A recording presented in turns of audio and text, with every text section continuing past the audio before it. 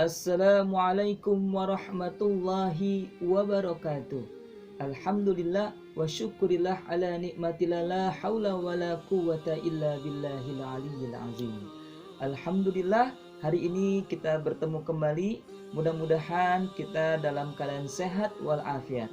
Marilah kita awali pembelajaran kita dengan membaca basmalah. Bismillahirrahmanirrahim. Baik anak-anakku semua yang dirahmati oleh Allah Subhanahu wa taala, hari ini kita akan mempelajari mengenai zakat. Apa itu zakat? Zakat secara pengertian, secara bahasa atau etimologi berarti adalah suci, tumbuh, berkembang, berkah, dan juga beres. Apa yang menjadikan suci dan apa yang menjadikan tumbuh, berkembang, berkah dan lain sebagainya? Yaitu yang suci, tumbuh, berkembang, dan berkah adalah harta kita, jiwa kita, dan juga perilaku kita. Nah, ini semuanya tertuang di dalam Al-Quran surah ke-30, surah Ar-Rum ayat 39. Lalu kemudian surat yang ke-9, yaitu surat At-Taubah ayat 103. Dan juga Quran surat 18, yaitu Quran surah Al-Kahfi ayat 81. Nah, ini secara etimologi. Baik, selanjutnya secara istilah, ya.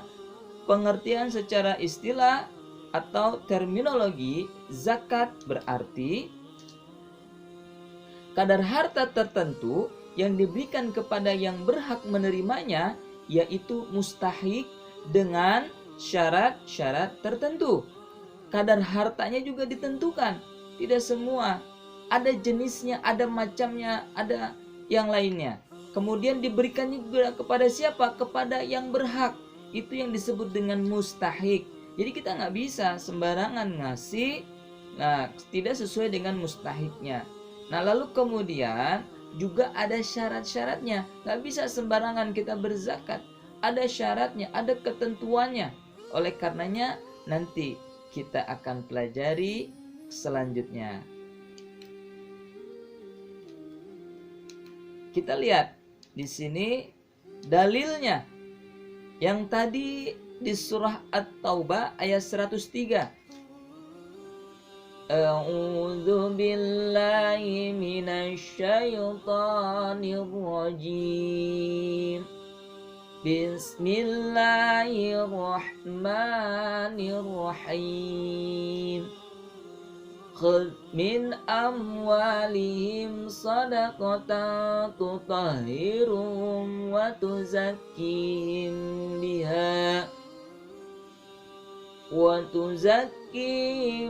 biha wa salli alaihim inna salataka sakanun lahum wallahu sami'un alim. Sadaqallahul azim. Artinya adalah ambillah zakat dari sebagian harta mereka. Dengan zakat itu kamu membersihkan dan mensucikan mereka. Dan berdoalah untuk mereka.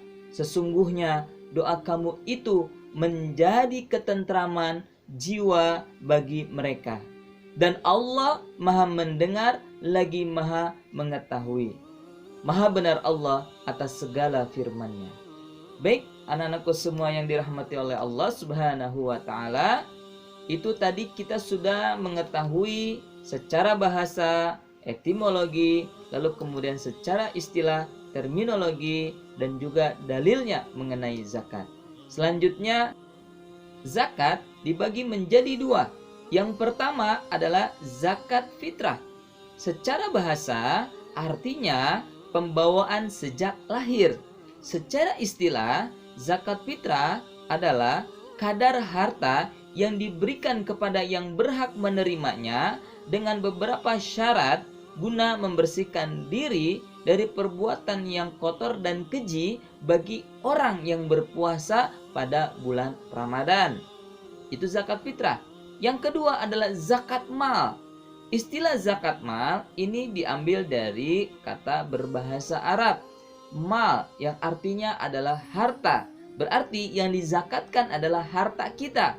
Lalu kemudian sebagian ulama berpendapat bahwa zakat mal wajib dikeluarkan oleh mereka yang hartanya sudah memenuhi nisab selama 1 tahun.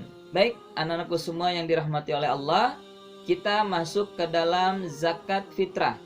Hukum zakat fitrah adalah fardu ain atau wajib. Bagi siapa? Bagi setiap muslim. Berupa apa? Berupa makanan yang mengenyangkan atau makanan pokok kita. Sebanyak berapa? 3,5 liter atau 2,5 kilogram. Kalau misalkan di Indonesia itu yang dizakatkan adalah beras. Nah, lalu kemudian berapa banyaknya? Sama 3,5 liter atau 2,5 kilogram, kurang lebih seperti itu. Kita siapkan, lalu kemudian kita berikan makanan pokok tersebut berupa beras kepada panitianya. Lalu kemudian syarat wajib zakat fitrah itu apa? Yang pertama, beragama Islam. Orang Islam wajib berzakat fitrah di bulan Ramadan. Kemudian yang kedua, mempunyai kelebihan makanan untuk dirinya dan juga keluarganya pada malam hari raya Idul Fitri. Kalau tidak memiliki, maka dia belum masuk ke dalam kategori wajib berzakat fitrah. Lalu kemudian yang ketiga, masih hidup saat terbenamnya matahari di bulan Ramadan sampai nanti masuk bulan Syawal. Maka dari itu, ini kewajiban kita sebagai orang Islam ya, untuk mengeluarkan zakat kita agar supaya kita bersih, kita suci, kemudian diterima semua amal-amal kita selama bulan Ramadan. Mudah-mudahan bisa dipahami. Selanjutnya,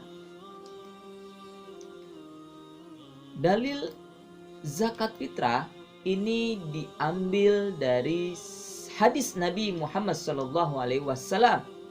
Apa hadisnya? Ani bani Umar radhiyallahu anhu qala farada Rasulullah sallallahu alaihi wasallam zakatal fitri sa'an min tamarin aw sa'an min sya'irin ala abadi wal huri wal zakari wal unsa was saghiri wal kabiri minal muslimin wa amara biha an tuadda qabla khurujin nasi ila shalah. Rawahul Bukhari wa Muslim. Baik, itu dia dalil mengenai zakat fitrah dari hadis Rasulullah sallallahu alaihi wasallam, yang artinya dari Ibnu Umar radhiyallahu an, beliau berkata, Rasulullah sallallahu alaihi wasallam beliau bersabda, mewajibkan zakat fitrah sebanyak 1 sok atau 2,5 kilogram kurma atau gandum atas setiap hamba atau orang yang merdeka, laki-laki atau perempuan, kecil atau besar, dari orang Islam.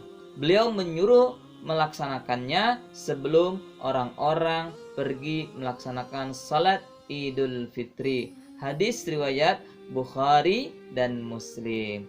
Baik, anak-anakku semua, mudah-mudahan bisa dipahami ya dalil zakat fitrah ini, karena memang Rasulullah SAW sangat menganjurkan kepada kita untuk melaksanakan zakat fitrah ini sampai batas terakhir, yaitu orang-orang datang untuk melaksanakan salat Idul Fitri atau salat Aid di tanggal 1 Syawal. Nah, waktu pelaksanaan zakat fitrah itu yang pertama pada awal atau pertengahan bulan Ramadan itu sudah bisa. Masuk bulan Ramadan tanggal 1 sebenarnya sudah bisa zakat. Gitu ya. Lalu kemudian pertengahan bulan Ramadan juga sebenarnya sudah bisa zakat, tapi biasanya panitia belum ada ya, belum siap untuk menerima zakat. Yang kedua, pada akhir bulan Ramadan. Nah, ini yang disunahkan oleh Rasulullah SAW diakhirkan di akhir bulan Ramadan atau pagi hari sebelum mengerjakan sholat Idul Fitri. Nah, Rasulullah SAW juga pernah menyontohkan gitu ya, melaksanakannya pada sebelum mengerjakan sholat Idul Fitri baru mengeluarkan zakatnya. Jadi ya memang seperti ini ya yang harus kita laksanakan sebagai seorang yang beriman. Adapun manfaat zakat fitrah untuk kita adalah yang pertama, membuat gembira orang yang lemah dan tidak mampu pada saat hari raya. Jadi orang yang tidak mampu mungkin tidak lebih beruntung daripada kita, dia akan gembira menerima zakat dari kita. Lalu kemudian yang kedua, membersihkan diri dari sikap egois. Yang ketiga, mengungkapkan rasa syukur kepada Allah Subhanahu wa taala atas nikmat yang telah diberikan kepada kita. Lalu kemudian yang keempat, mencegah orang-orang miskin melakukan kejahatan di hari raya, di bulan Ramadan dan lain sebagainya. Maka dari itu kita disunnahkan ya, bahkan diwajibkan untuk melaksanakan zakat di bulan Ramadan. Lalu kemudian yang kelima adalah hubungan kasih sayang antar pemberi dan penerima zakat itu juga akan terjalin. Maka dari itu marilah kita siapkan harta kita di bulan Ramadan untuk menunaikan kewajiban kita sebagai seorang muslim, yaitu menunaikan zakat fitrah. Mudah-mudahan apa yang Abi sampaikan hari ini semuanya bermanfaat dan kita bisa melaksanakannya dengan hati yang gembira, dengan hati yang bahagia. Semoga Allah Subhanahu wa taala memudahkan apa yang kita niatkan hari ini dalam pembelajaran, sampai nanti datang waktunya di bulan Ramadan kita mampu menunaikan zakat fitrah dengan baik.